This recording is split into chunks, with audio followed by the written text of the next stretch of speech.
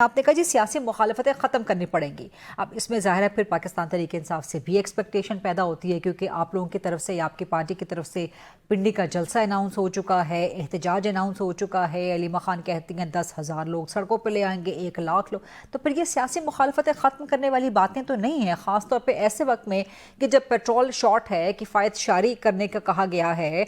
तो अगर आप लोग जलसा करेंगे, लोग गाड़ियों पे आएंगे, पेट्रोल लगेगा, 10 बजे के बाद वैसे ही स्मार्ट लॉकडाउन का है जो हुक्म हो चुका है, केपी ने इस पे एग्री किया है, उसकी भी खिलाफ वर्जी हो जाएगी। तो फिर आप समझते हैं कि पीटीआई को जरा स्टेप बैक करना चाहिए? मैं समझता हूं जी कि हुकूमत को स्टेप अप करना चाहिए। मैं अच्छा, समझता हूं कि ठीक। हुकूमत को आगे बढ़ना चाहिए, हाँ, और हुकूमत को ये जो हमारी जेन्युइन जो रीजंस हैं, ठीक। जेन्युइन जो हाँ, बातें हैं, जो जेन्युइन डिमांड्स हैं, हम्म, वो तो पूरी करें ठीक। ताकि हम आगे चल सकें। हाँ, आज इसहाकडार साहब ने स्पीच की सेनेट में, अभी मैं वहां से ही आ रहा हूं थोड़ी जी। देर पहले।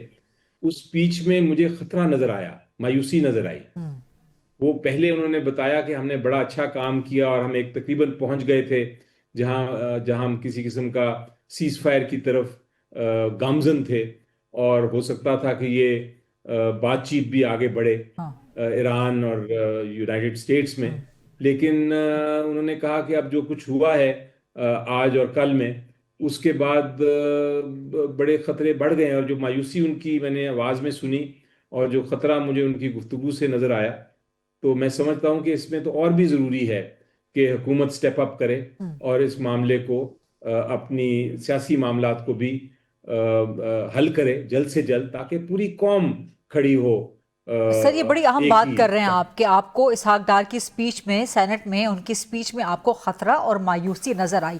तो इसमें ठीक है, आप गवर्नमेंट से डिमांड कर रहे हैं कि स्टेप अप करें, लेकिन फिर पाकिस्तान तरीके से आप भी फ्लेक्सिबिलिटी दिखाएं, फिर एहतजाज वगैरह फिलहाल के लिए छोड़ दे।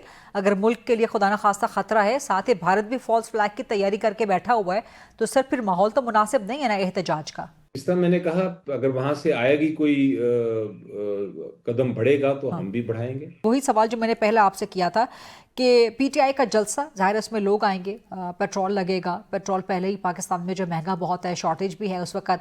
तो किफ़ायत शारी के तहत जो कि केपी हुकूमत ने भी रियासत का सपोर्ट किया, तो कम से कम ये जलसा पोस्टपोन कर दें, मुलतवी कर दें कि जब तक जंग खत्म ना हो जाए तब तक हम कोई एहतजाज नहीं करने। जाहिर लोग आएंगे, पेट्रोल लगेगा उसमें। सेंटर बैरिस्टर जफर साहब। ये तो इस किस्म की जो गुफ्तगू है वो तो हर क्राइसिस, पाकिस्तान में जो क्राइसिस आता है उस पर सबसे पहले पीटीआई को कहा जाता है कि जी आप दुरुस्त हो जाएं, राइट। आप अपना ठीक। ठीक हो जाएं। लेकिन ठीक। ये सवाल मेरा ख्याल है हुकूमत को करें आप पहले।